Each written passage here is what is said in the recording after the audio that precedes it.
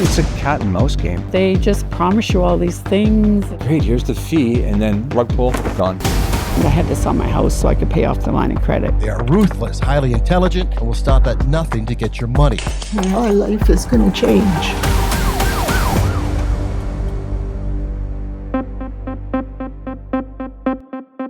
It's very devastating, and I know specifically in this the case of that we're talking about, the victim not only financially was destroyed, but also emotionally, and very embarrassed that she fell for the scam. I thought, it's only money, nobody was hurt, but my life is going to change. Online scams are one of the fastest growing crimes on the planet.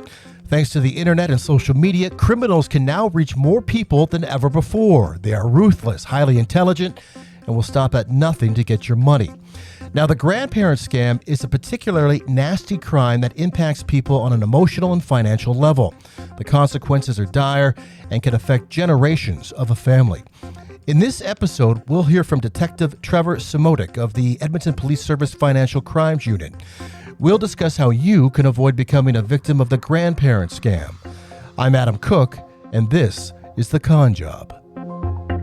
What exactly is a grandparent scam? Essentially, what the scammer is trying to do is to create a sense of urgency or a sense of an emergency and play off people's emotions to get them to react. Typically, they'll reach out to a victim. They will create a fake emergency that involves a loved one. And Somebody's in trouble with the law, needs money for lawyers, something like that? That's right. Yeah. So in a lot of circumstances, we'll see the scammer reach out to a victim and pretend to be their grandchild. Mm-hmm. And the grandchild will typically use a script whereby they've been in an accident, they're in trouble with the police, they're under arrest. The person who's involved in the other vehicle has been hospitalized. They've been arrested, they've been charged, and they now face bail. Okay. So there's an amount of bail that they're asking the victim for, or the grandparent for, in order for them to avoid jail. These scripts have been honed over time by these fraudsters, so they know what works and they know what doesn't work. I answered a private caller phone call. The person on the other end said, "Hi, Grandma, it's Griffin. I've got kind of a cold. I've been pretty sick." They might say, "Oh, by the way, Grandma, I have a cold right now. I might not sound like myself," or "In the car accident, the seatbelt caught me in the throat, so my voice might not sound right," or whatever. So they do tend to address these things. So they're well rehearsed, they're well researched when it comes to this kind of stuff. Right? They are very well researched, and these scripts are tried and tested, right? So the script might start off as, "Hey, Grandma, it's your favorite grandson calling." Oh, wow. And they automatically go, "Oh, okay. Johnny, is that you?" So right away they'll latch onto that and throw that name back out. Yeah, yes, it is. How are they contacting the victims? Is it cold calls? Is it like computer, internet? Like how are they getting them? In some cases, if it's a more organized group, they might be getting information off of targeting somebody specifically based on information they've gotten off the internet, whether that's through social media, or it could be through something as innocent as an online obituary, where they've picked up on a name of somebody who recently suffered a loss. But as we all know, in obituaries, there's a lot of family information that's included in those things. And Facebook too, right? And in Facebook, right? Yeah. So a lot of these organized groups, they might have targeted the same person a year ago, a month ago, whatever, in a different scam. And maybe that scam worked, maybe it didn't, but they were able to gather some information and start putting together a bit of a profile on this victim so they can use that information down the road. So the financial toll for Edmontonians, what is it? So in 2022, we saw a total loss of about $1.2 million.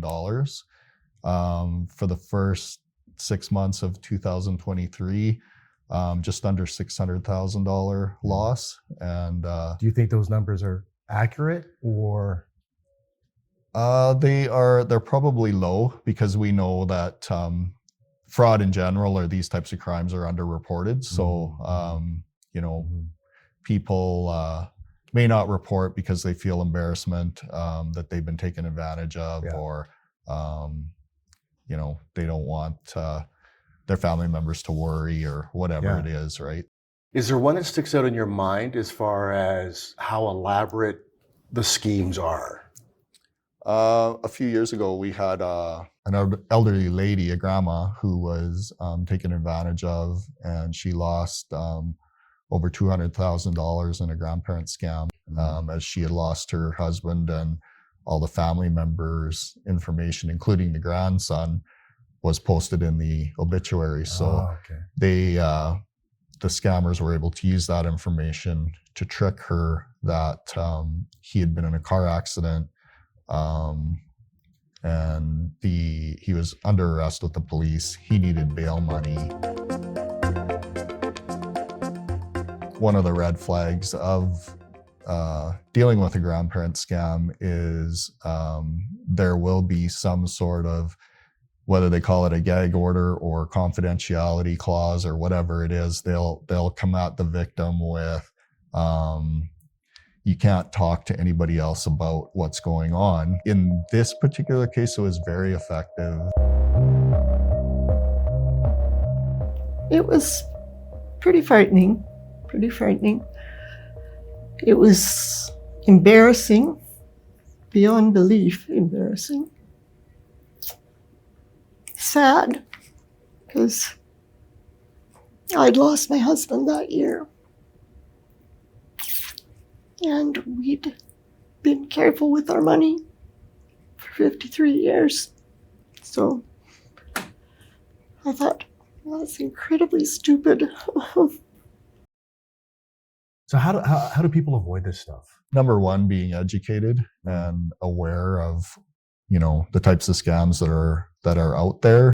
I think the second thing people need to be aware of is unsolicited phone calls out of the blue, where somebody's presenting a situation, whether it's an emergency or an investment that's a one-time opportunity. There's no reason to react. There's lots of ways you can story that off, in terms of trying to get a phone number to call back, or asking the scammer to call back, or whatever. And do your due diligence, like make some phone calls to family and start checking into these stories and seeing, is this real? Because I think maybe one of the first questions people need to ask when they're getting unsolicited phone calls is just take a breath and take a step back and ask themselves, is this real?